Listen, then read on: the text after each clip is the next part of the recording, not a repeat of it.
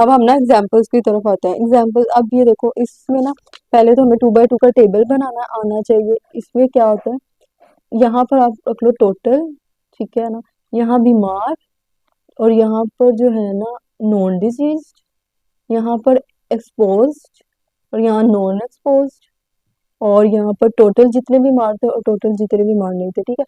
अब ये देखो, और आइडेंटिफाई कैसे करेंगे वो भी हमें यहाँ से पता चलेगा। यहाँ कुछ में तो हमें पहले से आइडेंटिफाइड होगा, बताया हुआ होगा कि कौन सी स्टडी, और कुछ में टेबल भी बना हुआ होगा, और अगर नहीं होगा तब के लिए ये इम्पोर्टेंट है। अब यहाँ पर उन्होंने बताया कि number of the mouth cancers increase हो रहे थे एक एरिया में। तो हाइपोथेसिस ये थी कि ये जो माउथ का कैंसर है ना, ये इस वजह से बढ़ा है कि वहाँ पर लोग सुपारी खा रहे हैं, ठीक है ना। अब उन्होंने स्टडी करवाने का सोचा, स्टडी करवाएगी तो क्या देखा कि जो लोग सुपारी खाते हैं ना, यहाँ से होता है ऐसे, अच्छा, 70 वो लोग लिए जो सुपारी खाते हैं, ठीक है, और 85 वो लोग लिए जो सुपारी नहीं खाते। यानी कि एक्सपोज कितने हैं, 70 जो सुपारी खाते हैं, और जो नॉन एक्सपोजर हैं वो कितने हैं, 85 जो सुपारी नहीं खाते, ठीक है। फिर उसके बाद उन्होंने ये देखा 5 साल के बाद, यानी कि 5 साल लगातार उन्होंने किया। तो इसका क्या मतलब है, ये फॉरवर्ड जा रहा है। तो फॉरवर्ड जाने वाली स्टडी कौन सी थी, कोहार्ट स्टडी थी। तो यहाँ से हमें पता चल गया ये फॉरवर्ड जा रही है। फिर उसके बाद उन्होंने देखा ये कि जो सुपारी खाने वाले थे ना, उनमें से 14 को क्या हुआ, कैंसर हो गया माउथ का आफ्टर 5 इयर्स ना। ये हो गया स, स, कितने, आफ्टर 5 इयर्स ऑफ कंटिन्यूस जो सुपारी खाने वाले थे उसमें से 14 को कैंसर हो गया। ये देखो 14 जो सुपारी खाने वाले थे ना, टोटल 70 उसमें से 14 को बीमारी हो गई। फिर उसके बाद द नॉन सुपारी ईटर्स जो थे उसमें से सिर्फ 2 को हुआ, यानी ये सारे सुपारी नहीं खाते थे, इसमें से 2 को हो गया, ठीक है ना, 2 को हो गया। तो इसमें से जो 70 में से हमने 14 माइनस कर दिए, तो हमारे पास 56 आ गया, और इसमें से क्या किया 2, तो ये 83 आ गया। तो हमारा इस तरह से टेबल बन जाएगा, यहाँ पर बना हुआ होगा, ये देखो ऐसे ही आ गया, ठीक है ना। तो अब यहाँ से कोहार्ट स्टडी है ना, कोहार्ट स्टडी में से अब हम क्या क्या निकाल सकते हैं, मेरिट्स और डीमेरिट्स का उन्होंने कहा पूछने को, वो मैंने आपको बता दिए थे। उसके अलावा कोहार्ट स्टडी में से हम सारे इंसिडेंस रिस्क निकाल सकते हैं, रिलेटिव रिस्क निकाल सकते हैं, और एट्रीब्यूटेबल रिस्क निकाल सकते हैं, ठीक है। फिर उसके बाद और एग्जाम्पल अगर हम देखें तो ये देखो, ये इसमें क्या कहते हैं कि to in order to determine the association between cigarette smoking और लंग कैंसर कितने लोगों पर की गई, 10,000 लोगों पर स्टडी की गई। अब ऐसे हम इसका बना लेते हैं कि 10,000 लोगों पर, टोटल कितने हैं, 10,000, ठीक है। अब ये सारे डिजीज हैं, ये नॉन डिजीज है, ये एक्सपोजर और ये नॉन एक्सपोजर, ठीक है। अब उसमें कितने लोगों पर, 10,000 पर स्टडी की गई है, जिसमें से वो कह रहे हैं 7,000 जो है वो इंडिविजुअल स्मोकर्स हैं, ठीक है ना। कितने स्मोकर्स हैं, यानी कि 7,000 वो हैं जो एक्सपोज हुए हैं, ठीक है। फिर उसके बाद उनको लंग कैंसर हुआ after 20 years of the follow up, ठीक है ना। अब हमने फॉलो अप किया 20 साल का, इसका मतलब क्या हुआ कि हमने 20 साल बाद उनको देखा। तो ये कौन सी स्टडी हुई, कोहार्ट हुई, फॉरवर्ड जा रहे हैं ना। फिर उसके बाद कितनों को हुआ, 70 को हुआ, इन सब में से 70 को हुआ। और while 3 in non smokers group, जो नॉन स्मोकर्स में से थे उसमें से 3 को हुआ, ठीक है ना।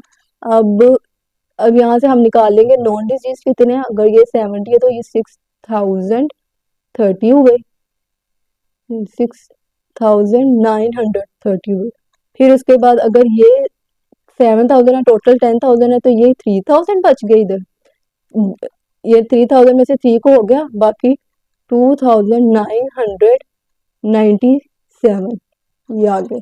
इसके पीछे भी एक थी, अगर मैं देखूं फर्स्ट वाली, जिसमें ये देखो, जिसमें उन्होंने यहाँ पर ना बताया हुआ था कि स्टडी कौन सी है, कोहार्ट है, यानी कि हम फॉरवर्ड जा रहे हैं, और यहाँ पर टेबल जो है वो बनाना थे, ये वही वाली, बाकी सारी सिनेरियो सेम था। तो ये ऐसे है, ठीक हो गया। फिर उसके बाद इसी तरह से आगे भी अगर हम एग्जाम्पल्स करें, चलो ये करते हैं। इसमें उन्होंने कहा कि एक स्टडी करवाई गई to investigate the relationship between the oral contraceptive use और उसके अलावा उससे क्या लंग डिसऑर्डर होता है कि नहीं होता। तो अमंग 120 वुमेन, ठीक है ना, कितने लोगों में करवाएगी, 120 टोटल लोग थे। यानी कि ये अगर मैं बात करूँ तो ये डिजीज, ये नॉन डिजीज, ये एक्सपोज्ड, ठीक है ना, और ये नॉन एक्सपोजर्स आ गए। टोटल कितने लोगों में कराएगी, 120 में, ठीक है।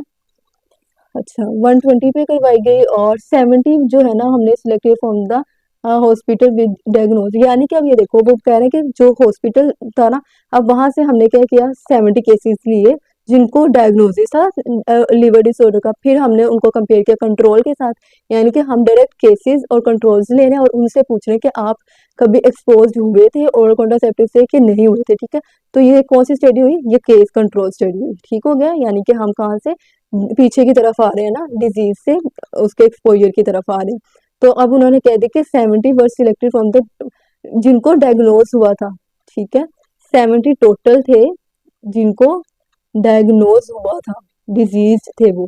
फिर उसके बाद उन्होंने कहा उसको कंपेयर किया गया 50 कंट्रोल्स के साथ जो डिजीज नहीं थे, ठीक है, जो डिजीज नहीं थे।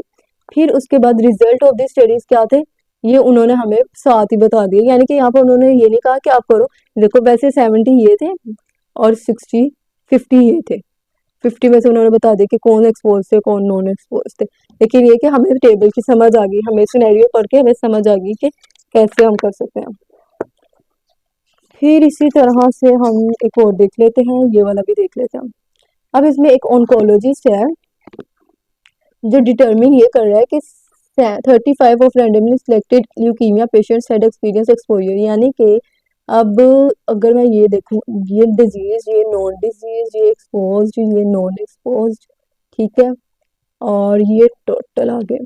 तो वो क्या कहना चाह रहे हैं, वो कहना चाह रहे हैं कि 35 of randomly selected leukaemia patients, यानी कि सारे के सारे 100 जो है ना ल्यूकीमिया पेशेंट्स हैं, जिसमें से 35 जो है ना वो एक्सपोज हुए थे टू द रेडिएशन, ठीक है, 35 एक्सपोज हुए थे to the radiation as compare to 30 being exposed among 200 individuals, यानी कि अमंग 200 हेल्दी, 200 हेल्दी हैं जिनको डिजीज नहीं हुई, उसमें से 30 ऐसे हैं जो एक्सपोज्ड हुए थे, ठीक है। ये हमारे पास आ गया। अब यहाँ पे ये देखो डिजीज टोटल 100 है और 35 उसमें से एक्सपोज हैं, तो 65 नॉन एक्सपोज हुए, 200 हेल्दी हैं उसमें से 30 एक्सपोज थे, तो इसका मतलब 170 नॉन एक्सपोज थे।